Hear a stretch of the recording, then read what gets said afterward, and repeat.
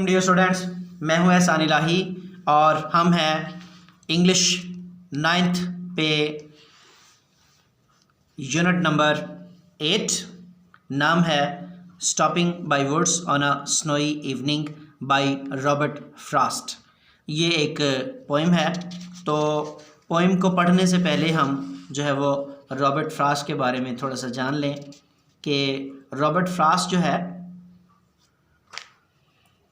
ये यहाँ पर इसके बारे में तारुफ लिखा गया है कि ये सैन फ्रांसिस्को में 26 मार्च 1874 को पैदा हुआ था और इंटरनेशनली इसको जो है वो इसकी शोहरत जो है वो फैली हुई है।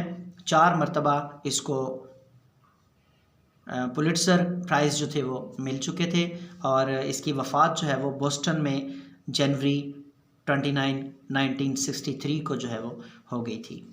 तो ये फ़ितरत के बारे में ज़्यादातर लिखता है। हमारी आज की जो पोएम है stopping by woods on a snowy evening, यानी एक बर्फ़ानी शाम में जंगल में रुकना, ये भी फ़ितरत के बारे में ही है। तो आइए हम देखते हैं इसका ट्रांसलेशन और साथ साथ फिर उसको जानने की भी कोशिश करते हैं।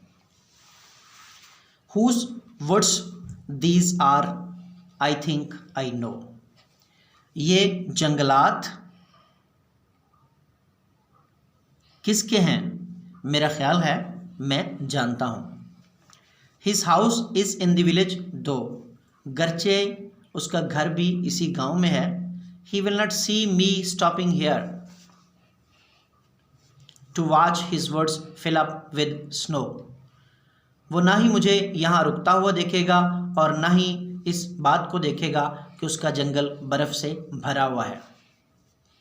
My little horse must think it queer। मेरा छोटा सा घोड़ा ज़रूर इसे अजीब ख्याल करेगा। To stop without a farm house। ऐसी जगह पर रुक जाना जबकि करीब कोई फार्म हाउस भी नहीं है। Between the woods and frozen lake। जमी हुई झील और जंगलात के दरमियान में। The darkest evening of the year. जबकि ये साल की सबसे अंधेरी शाम है। He gives his harness bells a shake. वो अपनी जीन की घंटियों को हिलाता है। टू आस्क, यानी वो पूछता है। If there is some mistake, कि कोई गलती तो नहीं हो गई कि हम यहाँ पर रुक गए हैं।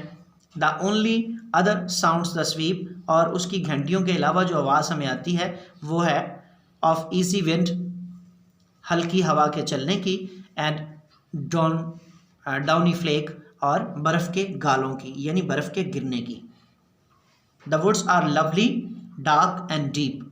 जंगलात प्यारे हैं, अंधेरे हैं, गहरे हैं। But I have promises to keep. लेकिन मुझे अपने वादे पूरे करने हैं।